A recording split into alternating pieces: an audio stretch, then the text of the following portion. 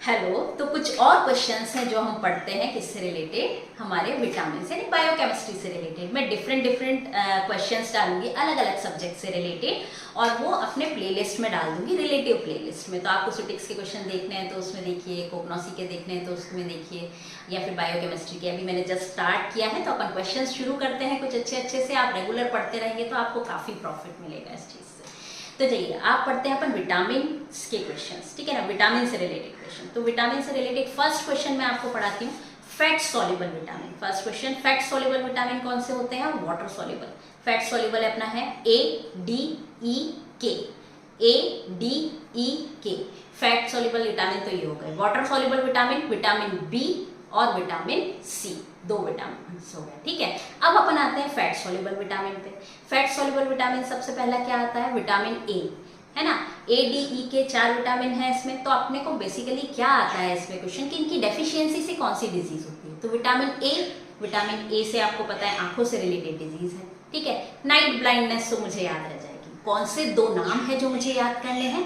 ज़ीरोफ्थैलेमिया केरेटोमैलेशिया और Bitot spot, जो vitamin A की कमी से होते हैं। ज़ीरोफ्थैलेमिया केरेटोमैलेशिया और Bitot spot.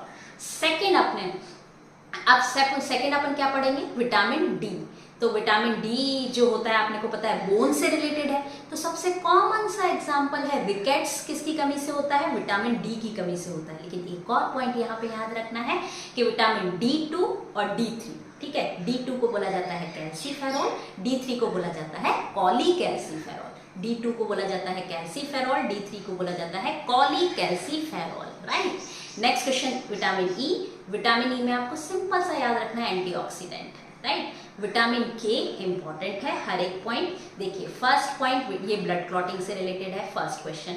Second question, blood clotting में जो इंटरमीडिएट प्रोडक्ट बनता है प्रोथ्रोम्बिन, वो कौन बनाता है? विटामिन के। यानी विटामिन के किसके फॉर्मेशन में काम में आता है? प्रोथ्रोम्बिन के। थर्ड क्वेश्चन, विटामिन के दो टाइप होते हैं, K1, K2।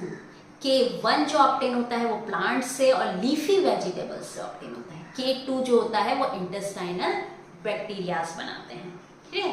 अब नाम याद रखने हैं K1 और K2 के। K1 का नाम है फाइलोक्विनोन, K2 का नाम है मेनाक्विनोन। K1 का नाम है फाइलोक्विनोन, K2 का नाम है मेनाक्विनोन। तो आप कौन से 10 क्वेश्चन, 10 तो नहीं, जितने भी क्वेश्चन बैठते हैं वो अपन देखते हैं कौन कौन से क्वेश्चन यहाँ पे कवर हुए। First, fat soluble vitamin ADEK।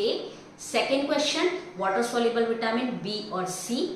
Third question बैठा विटामिन ए से रिलेटेड। एक तो नाइट ब्लाइंडनेस आपको याद रह जाएगा, दूसरे कौन से दो आपको जो डिजीज है वो याद करनी है? ज़ीरोफ्थैलेमिया केरेटोमैलेशिया, और सेकंड जो अपना है बाइटॉट स्पॉट।